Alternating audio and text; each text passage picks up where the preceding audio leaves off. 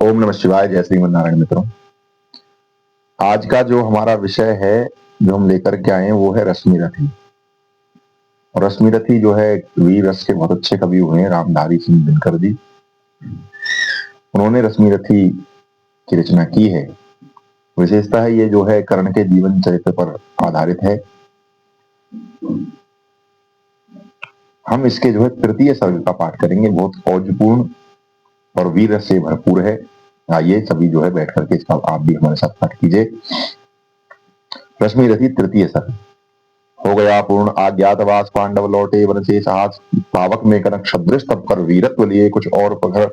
नस नस में तेज प्रवाह लिए कुछ और नया उत्साह लिए। चह विपत्ति जब आती है कायर को ही दहलाती है, सूरमा नहीं विचलित होते, क्षण एक नहीं धीरज खोते, विघ्नों को गले लगाते हैं, कांटों में राह बनाते हैं, मुख से न कभी उप कहते हैं, संकट का चरण न कहते हैं, जो आपड़ता सब सहते हैं, उद्योग निरत रहते हैं, सूलों का मूल नसाने को खुद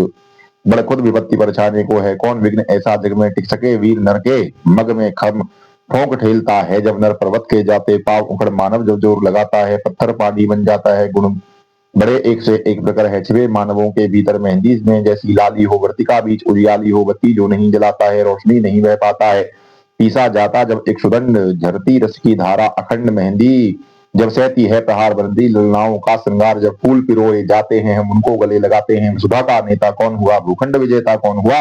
अतुलित यशक्रेता कौन हुआ, वह धर्म प्रणेता कौन, नवधर्म प्रणेता कौन हुआ, जिसने न कभी आराम किया, विघ्नों में रह के नाम किया, जब विघ्न सामने आते हैं, सोते से हमें जगाते हैं, मन को मरोड़ते हैं पल पल, तन को झकझोरते हैं पल पल, सतपथ की ओर लगाकर ही जाते हैं, हमें जगाकर ही, वाटिका और वन एक नहीं, आराम और रण एक नहीं, वर्षा अखंड आतप अखंड, पौरुष के है साधन प्रचंड, वन में प्रसून तो खिलते हैं, बागों में शाल मिलते हैं, कंकड़ियों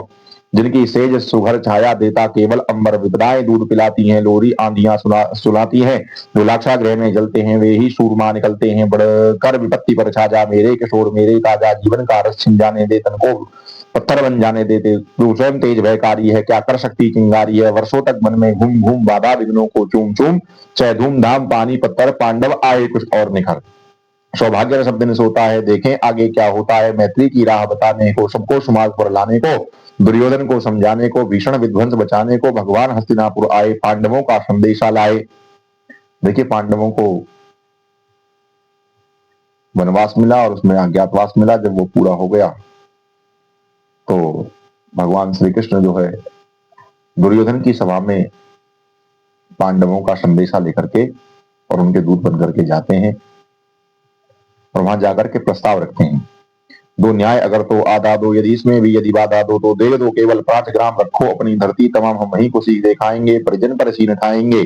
दुर्योधन वह भी दे न सका, आशीष समाज की ले न सका, उल्टे हरि को बाध नहीं चला, जो था असाध्य साध नहीं चला, जब नाश मनुष्य पर छाता है पहले विवेक मर जाता है, हरि ने भीषण हुंकार किया, अपना स्वरूप विस्तार किया, डगमग डगमग दिग्गज डोले, भगवान कुपित होकर बोले,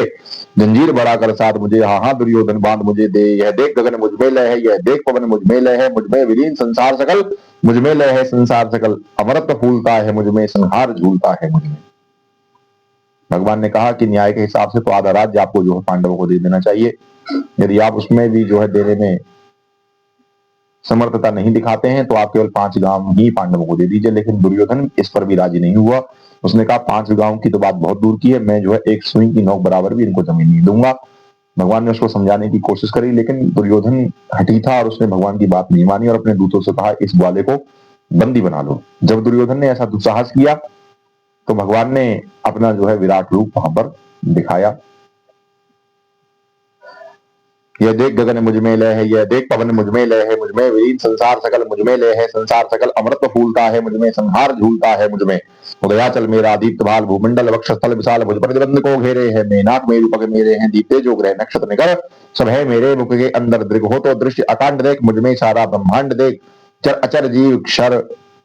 जग क्षर अक्षर नस्वर मनुष्य सुर जाति अमर, शतकोटि सूर्य शतकोटि चंद्र, शतकोटि सरित सर सिंधु मंद्र, शतकोटि ब्रह्म विष्णु, शतकोटि विष्णु ब्रह्मा महेश, शतकोटि विष्णु जलपति धने, शतकोटि रुद्र, शतकोटि काल, शतकोटि दंडधर लोकपाल, जंजीर बढ़ाकर साधिने, हाँ हाँ दुर्योधन बांधिने, भूलो अतल पाताल देख, गत और अनागत काल देख, यह देख जगत का आदि सृजन, यह देख महाभारत कारण, मृतकों से पटी हुई भू है, पहचान कहाँ इसमें तू है, कमर में कुंतल जाल देख, पद के नीचे पाताल देख, मुट्ठी में तीनों काल देख, मेरा स्वरूप विकराल देख, सब जन्म मुझी से पाते हैं, फिर लौट मुझी में आते हैं। जिह्वा से कटती ज्वाल सघन, सांसों में पाता जन्म पवन। पर जाती मेरी दृष्टि जिधर हंसने लगती है सृष्टि, उधर मैं जभी मूंदता हूँ लोचन, छा जाता चारों ओर मरण। बांधने मुझे तो आया है, जंजीर बड़ी क्या लाया है, यदि मुझे बांधना चाहे मन तो पहले बांध। अनंत गगन तूने को साध ना सकता है, वह मुझे बांध जा सकता है। फिर वचन नहीं तूने माना, मैत्री का मूल्य न पहचाना, तो ले मैं भी अब जाता हूँ, अंतिम संकल्प सुनाता हूँ। याचना नहीं अब रण होगा, जीवन जय या की मरण होगा। भगवान ने विराट रूप दिखाया और कहा कि दुर्योधन, अब तेरे से कोई किसी प्रकार की याचना नहीं की जाएगी, अब जो रण में होगा और रण में ही सभी चीजों का फैसला होगा। टकराएंगे एक नक्षत्र निकर बरसेगी, भूपर वन ही प्रकर फणशेष नाग का डोलेगा, विकराल काल मुंह खोलेगा। दुर्योधन रण ऐसा होगा फिर नहीं कभी नहीं जैसा होगा, भाई पर भाई टूटेंगे, विस्मान बूंद से छूटेंगे, वायस रेगाल सुख लूटेंगे, सौभाग्य मन के फूटेंगे, आखिर तो भूचाई होगा, हिंसा का परदाई होगा। दुर्योधन ये युद्ध ऐसा होगा और जो इसका जो परिणाम होगा और सारे परिणाम का जिम्मेदारी तुम ही होगे।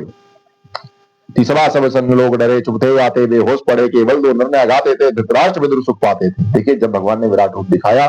तो सभी सभा बेहोश होकर के गिर गई, केवल धृतराष्ट्र जी और विदुर जी ही थे जो बैठे थे। करजोड़ प्रमुदित, करजोड़ खड़े प्रमुदित निर्भय दोनों पुकारते थे, जो और दोनों ने भगवान का जयकारा लगाया। भगवान सभा को छोड़ चले करके, रण जन घोर चले सामने, करण सुकुचाया सा आमिरा चकित भरमाया सा, हरि बेड़े प्रेम से कर दर कर ले चढ़े उसे अपने रथ पर। भगवान सभा से बाहर निकले तो उनको जो है बाहर करण मिला और भगवान ने उसको मना करके अपने रथ पर भगवान उसको ले चले।